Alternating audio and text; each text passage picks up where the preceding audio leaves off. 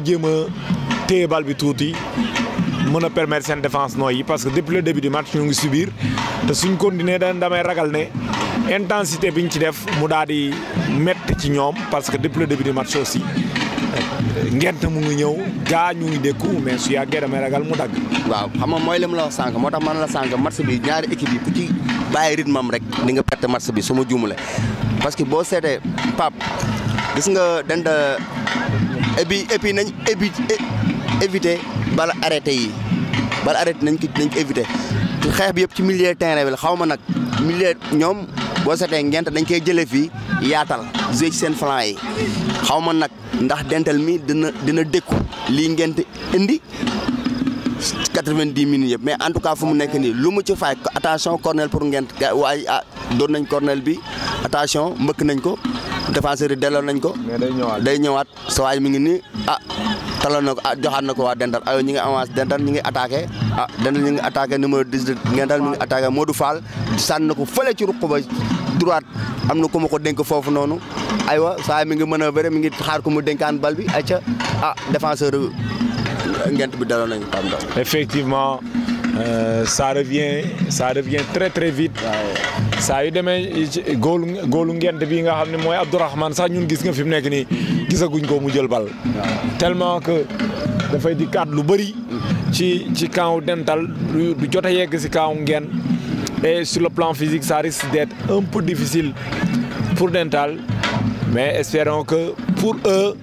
ils vont tenir alors que ngent essaie coûte que coûte de marquer histoire de se libérer mais aussi de prendre un peu les devants. Cheikhou cette fois-ci il perd son duel voilà waa ngent ñu ngi jéem a dem encore beaucoup de déchets devant. Ils devront régler ce secteur-là.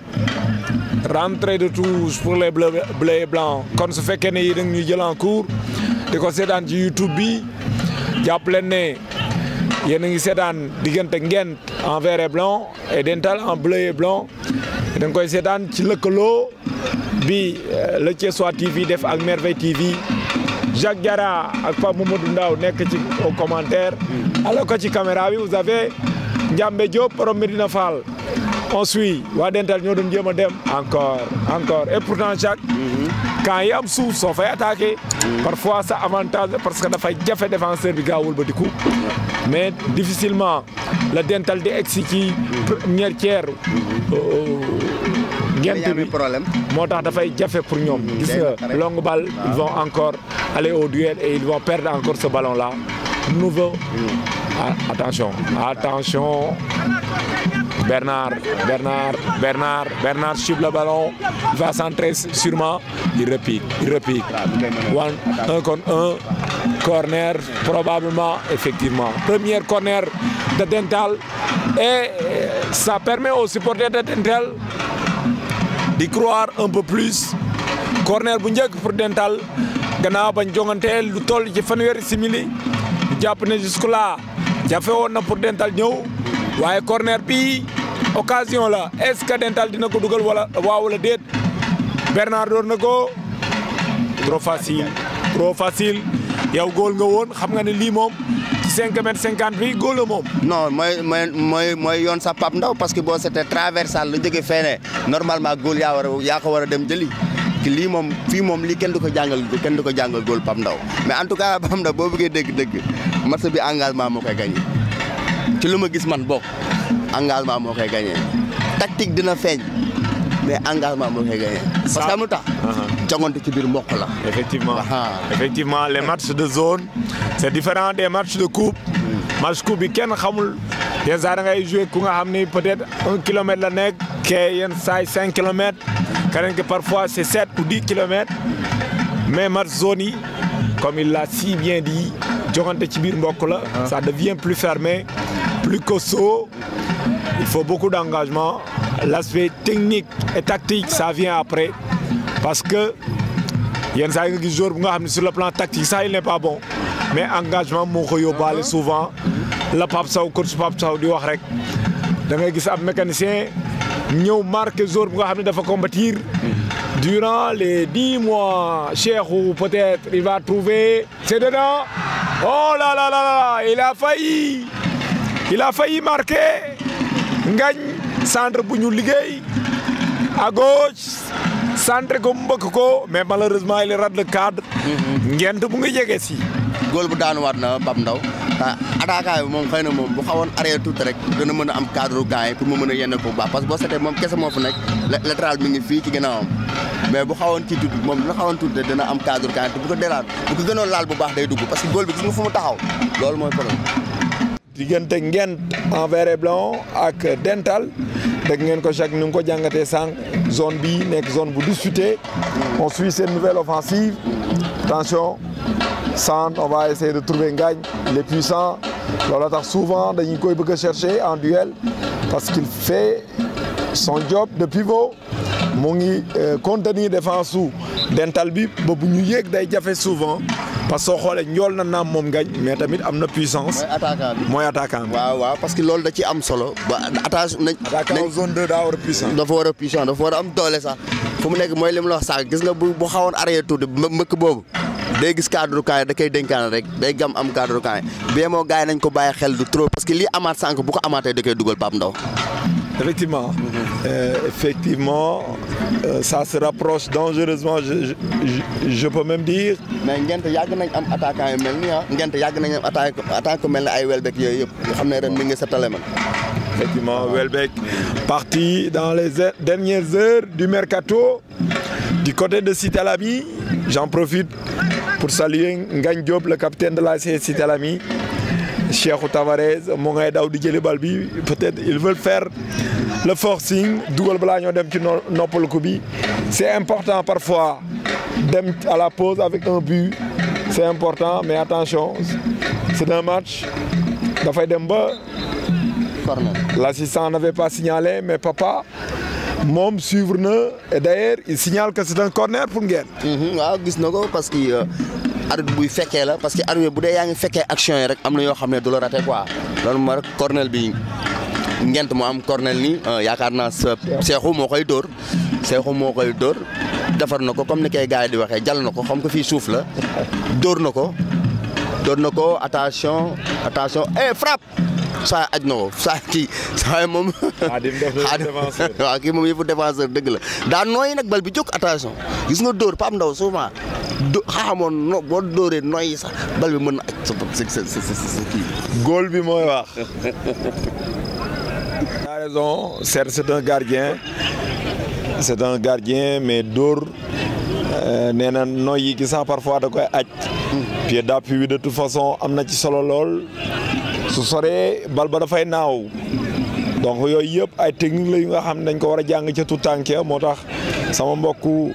éducateurs yi waa CONEF yeeg waa UCFT ñoom Pape Sow ñoom Pate Meddi ñoom Khadim ñoom Mamadou Mbaye ñu ngi cay def liggéey bu am solo Dental moom coup franc noonu door nañ ko dégagé en catastrophe par Khadim le capitaine des Verts et Blancs qui va essayer encore d'aller au duel. Attention, il va essayer de repiquer, il tire. Oh, c'était pas mal, mais ça s'envole dans les cieux. fi mu nekk nii li des ñu dem ca dallu ka nag bëriwul.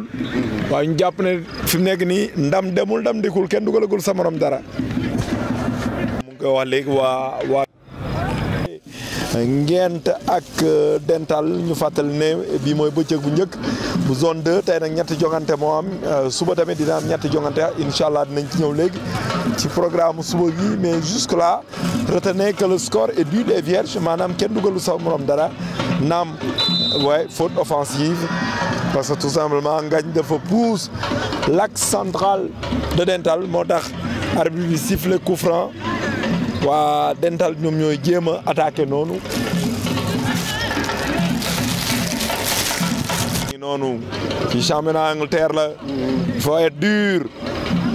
ci marquage bi mais dur ci intervention yi mais pas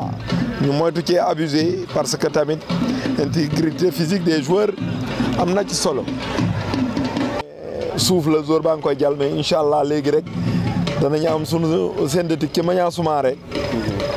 waaw su ko defee kooku arbitre mënu cee tirer faute parce que tacle bu régulier la naam attention waa Ngent ñooy attaqué offside effectivement position illicite L'attaquant était synthétique. Fiki Maniang Soumaré, en tout cas, l'annonce a été faite par le ministre des Sports Matar Ba au stade Lat Dior de Thiès. Donc ñu ngi xaarandi boobu terrain synthétique dina permettre non seulement nawetaan bi mu dem ci beneen niveau mais tamit club Thiès yi nga xam ni ñoo ngi en Ligue 1 et en Ligue 2 ñu jouer en centre-ville histoire de se rapprocher beaucoup plus du public thiessois. Le nombreux public thiessois ñi nga xam ne keroog teew nañ nag jàppale Génération Foot ba mu daan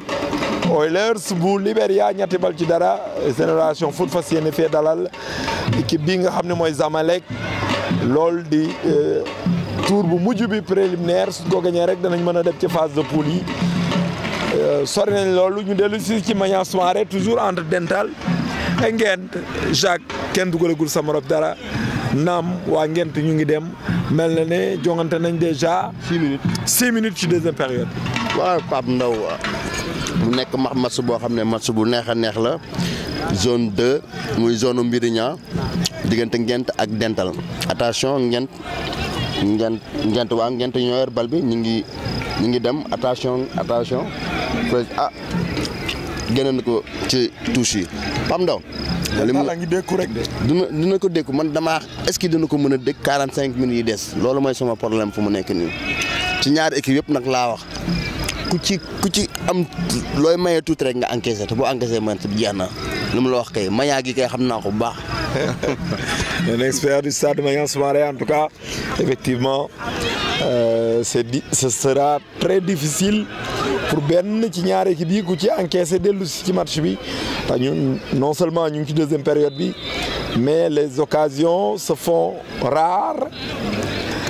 denrées rares comme d'ailleurs taw bi fan yële mais fan yi macha allah mu ngi taw et heureusement que Maniang Soumaré inondé wul y a du football. suuf see mandeegul donc ñu jàpp ne poussière daal amagul boo football moo tax it y a du rythme maintenant le nombre public ñu ngi xaar nag fii lay yëngatu parce que football bi aussi looloo fi bàyyi gars yi Ngagne il le trouve effectivement déviation balle récupérée par les bleus et blancs ils vont essayer de repartir touche l'assistant de signale que c'est pour Ngent mais papa très présent et on le rappelle arbitre central bi moom décision moom moo ci ëpp solo et ça risque d'être difficile faute offensive encore une fois de plus pour Ngagne ci bopp bi xam nga Peter Cech góol boobee nga xam ne day def protège ci bopp bi pour bañ a gaañu xëy na moom it dafa mës a gaañu wala rek mu def ko pour ñu xàmmee ko saa waay ñun football ñu xëy na dafa xaw a sonn moo tax bal bi door na ko ci caméraman bi. mais dalu ko. da ngaa moytu caméraman bi joueur la bul fàttali ne joueur la moo tax mu moytu ko da ngaa waaf waafal de bal bi tooy bii ma gis nii boo ko waafee attention Ngent kii Dental ñooy tous noonu attention Dental défenseur bi dagg na bal bi jël na ko mi ngi attaqué Ngent mi ngi attaqué à droite fële jox na ko attaquant bi saa mi ngi nal daw acca foofu ruq blessé acca def na ko fa saa ngi daw ñu ngi dàkkante moog défenseur bi saa kar na ko taxaw na nga Pape Ndaw Lamine gis nga am nga lu gën a am solo mooy daw doy xam fay dawee baax na trop c'est très important parce que boo tasee joueurs yu mag fi ngay dawee rek lañ lay taxaw di la xaar attention Ngent attention mi ngi manœuvrer attention Dental tamit ñu ngi attaque bi nga Pape Ndaw match bi dafa neex boo xam ne attention waa Dental tous on va essayer de jouer dédoublement effectivement centre en première intention attention le sable voilà góol bi jàpp na bal bi góol bi jàpp na ko en 2 temps Jacques mu ngi koy wax léegi jongante ci biir mbokk la parce que souvent da ngay gis joueur bu nga xam ne day jël Jakarta sax traverser toute la ville pour jouer de l'autre côté joueurs yi xamante nañu entraîneurs yi xamante dirigeants yi xamante moo tax suñu dajee ci un match de poule day doon ay match très disputé waa Dental ñoo récupéré bal bi mais tir bi dafa teel Abdourahmane qui s'en saisit et qui se dégage. faute nga Pape lu mu wax Cheikh noonu bu téyee bal rek booy dañ koy sekk ñaar ki marqué côté kaay ki marqué côté beneen parce que ku ko ci may buñ ko ci mayee benn exploité da koy exploité mu tax fu mu nekk nii booy dañ kaa xam ba nga xam ne mu nga mel ne sax est-ce que seetaan nañ ko vidéo doogu ñëw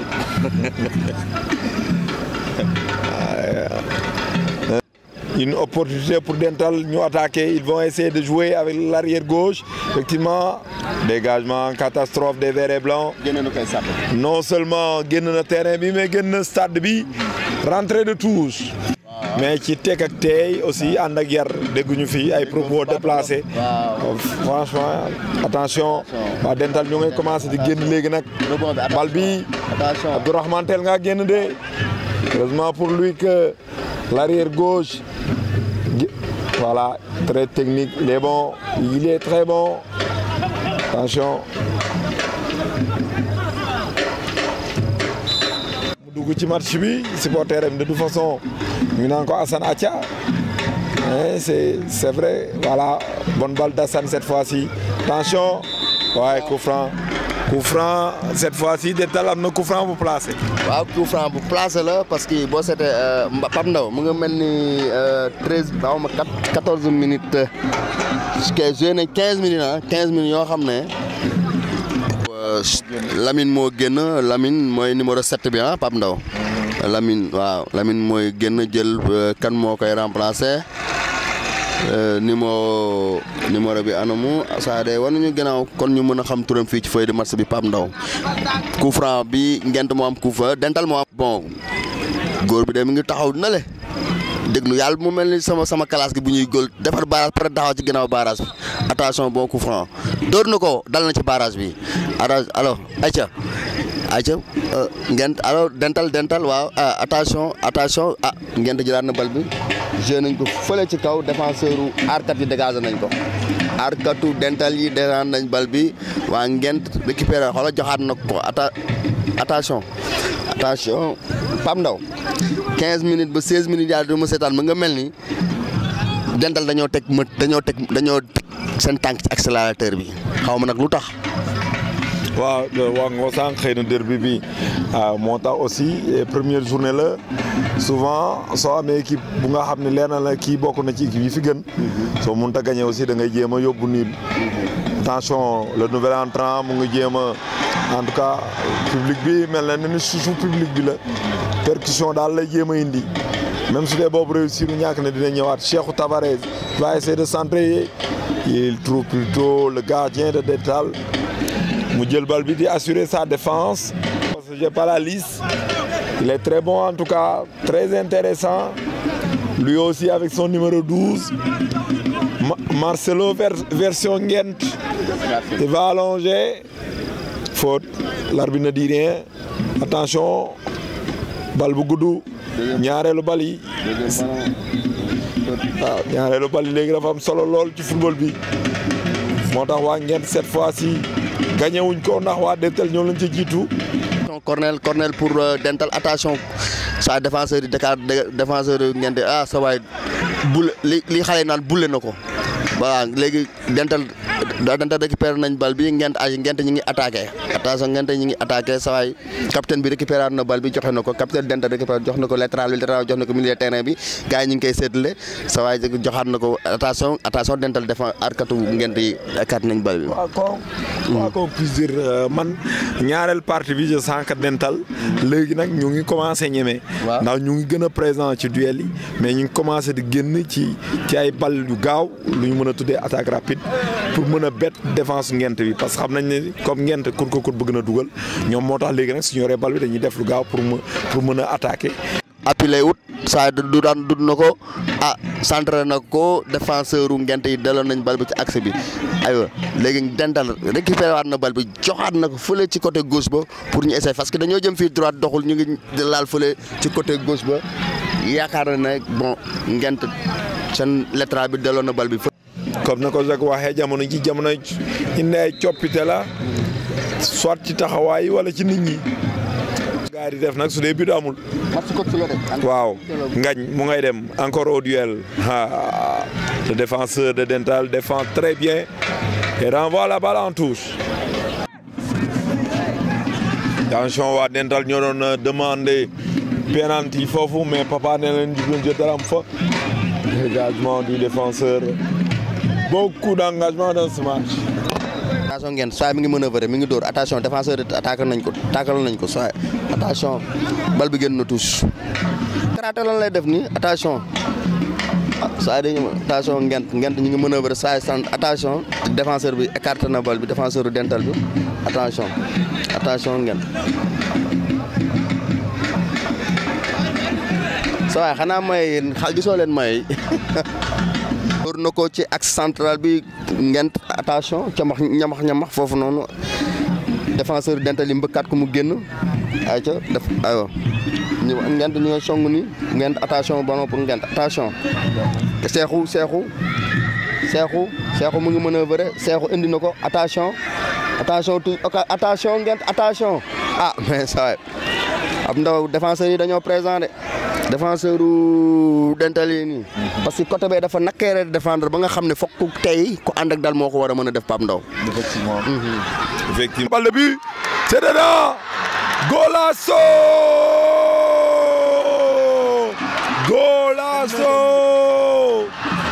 30e minute si ñaareel pàcc bi voilà le hold up maa la ko doon wax sànq ne la dental mi je le sens que ñeme nañ ci ñaareel partie bi souvent gars yi ñu ngi laaj VAR vous l'aurez sur le Thiessois TV et sur Merveille Thiès yéen a ngi gis noonu ci ralenti bi sax d'ailleurs ci action bi le hold-up parfait Jacques ñu ngi ko doon wax maa ngi la doon wax ne dental ci ñaareel partie bi gën na ñeme première mi-temps bi da doon sànni rek mais léegi gis nga souvent ñu ngi chercher pour am ay prox ndoll ça me fait rire parce qu'on réclame VAR bi gars yi nee nañ ma VAR bi nañ ko génnee. waaw VAR bi nañ ko génnee léegi gars yi laajte VAR nii suñu gars mais Pape Ndaw mooy lim la wax sax gis nga équipe boo ko mënee jiite ko ci dara dañ ko koy woon ci premier mi-temps bi moo waral dental bu mu demee deuxième mi-temps bi ñëw naan kii comme que gagné wu ma ci premier mi-temps bi te yaakaar na joueur yu mu am man awuma ko te ci ñi am expérience awuma ko ci deuxième mi-temps bi damay ñëw wane ko ñeme ko gëm sama bopp naan kii mën naa ko mën a gagné boo seetee occasion yëpp ci deuxième mi-temps bi maa la koy wax sax man la dental dafa teg moteur dafa teg ci accélérateur bi loolu moo wane résultat bi nii. dental di wax fi mu nekk nii actuellement dana ko rey de toute façon ils défendent très bien je ne sais pas comment waa ñeent di def pour déverrouiller en tout cas cet axe central là qui tient bon depuis le début de cette rencontre. soit Cheikhou bon centre attention défenseur gis nga toujours défenseur ngent yi toujours Pape Ndaw joué nañu daanaka 33 minutes Pape Ndaw. Il ne reste que moins de 15 minutes donc ñu ngi ci dernier quart d'heure bi dental pour l'instant tient le bon bout parce qu'ils ont su résister jusque-là mais il reste encore du temps attention c'est pas encore fini génn bi baaxul góol bi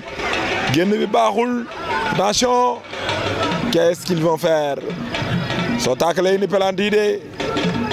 bal bi yàgg na fa bal baa ngi fay bëgg a yàgg voilà dégagé en catastrophe cette fois-ci Khadim faute effectivement faute de main ci contrôle bi la fautee bal bi la défense de Ngental souffre effectivement. oui. action man dama ko gëm Pape Ndaw arbitre bi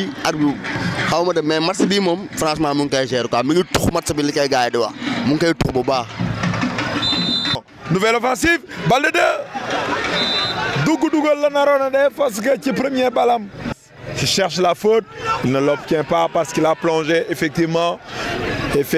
il a plongé rentrée de touche pour Dental. Oui effectivement coup franc nee na dafa xëcc mayo bi coup franc bi nag waa Ngent foog ñu concentré wu ci su dee bëgg nañ dellu si ndax lu yées fukki simili moo des si joŋante bi Jacques. waaw fu mu nekk nii Ngent pexelewul parce que am pexem leen pour créer ay bal arrêté rek bal arrêté kese lay créer mais moo tax ma wax la sànq nañ ko éviter bal arrêté foog ñu éviter ko fu mu nekk nii donte sax dugal na leen benn Pape Ndaw ñoom it bàyyiwuñu ñu ngi accélérer pour mën a égaliser parce que comme que championnat la jeexagul terminé ci benn point sax mooy gën nga terminé 0 point loolu dóor engagé Ngent ñoo am corner fu mu nekk nii Seydou mooy dóor centré nañ ko attention défenseur Dental bi delluwaat na ba deuxième ballon pour Ngent après Ngent delluwaat na ko foofu attaquant bi tëbaat na attention Orzo kut kaaku dafa bëgg égaliser fu mu nekk nii am nañ tur attention ngeen centre attention bel góol bi génn ba rafet waaye mais Pape Ndaw góol bi mu nga mel ni dafa ànd ak dal de góol bi mu ngi ci match am. Cheikhou il est épuisé c'est normal. Avec son âge ak intensité match bi ak fi match bi toll nii. Il faut mu baisser un peu le pied moo tax il est un peu repositionné. mu jege ki nga xam ne mooy Ngagne soo xoolee pour terminer le match Ngent à 4 la ñuy attaqué donc 2 milieux de terrain rek lañ c'est plus un 4-2-4 donc Cheikhou devient un 9,5 pour mu ngi noonu d'ailleurs gisoo fi ko bal bi di fekk léegi pour se rapprocher des buts. su doon mën a entraîneur peut-être day choisir wàññi défenseur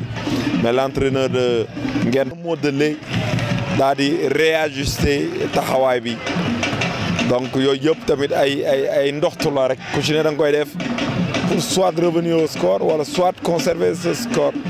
Du côté de Dental aussi on a fait des changements mais comme ñoom seen défense aussi depuis le début du match ils tiennent bien amuñu aussi beaucoup d'inquiétude sur cet angle xaw ma ndax sama cameraman mën na ko jël gis nga soo xoolee 4 joueurs Dental ñoo fi nekk contre 2 joueurs Ngent 5e joueur Dental sax d'ailleurs mu ngi noonu ce qui veut dire que on cadenasse derrière et on essaie de conserver le résultat jusque-là positif pour Dental non moins pour Ngent. 5 minutes si je ne me trompe. mooy def changement de yàq waaw parce que est-ce que li Pape Ndaw wax sànq moom la mu nga mel ni coach Dental bi daf kaa dégg en fait parce que mu mel ni Pape Ndaw mu nga mel ni saa yi dool na benn attaquant de. effectivement dool na un deuxième. attention geste dangereux non seulement un coup franc mais probablement carton jaune. moo des si joŋante bi attention. Tir peut-être boobu c'est plus est-ce qu'ils vont profiter ci absence arrière gauche bu Dental le temps qu'il se replace centre balle d'égalisation balle loupée